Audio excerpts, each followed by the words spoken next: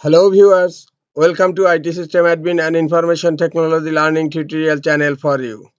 Today in this tutorial I am going to show you how to change Google Docs orientation to landscape. Sometimes it becomes very important for you, so don't forget to watch full video. To change Google Docs page orientation to landscape, go to your Google Docs and open the document and then click on File tab on upper left corner and you will find here page setup.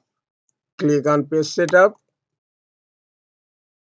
and then here you will find orientation, and by default portrait is selected.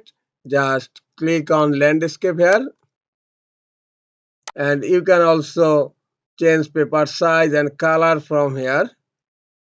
Now click on OK. Look, now my Google Docs has become landscape now. This is all for today. Hope this tutorial is helpful for you. Keep watching for next tutorial. Thank you very much.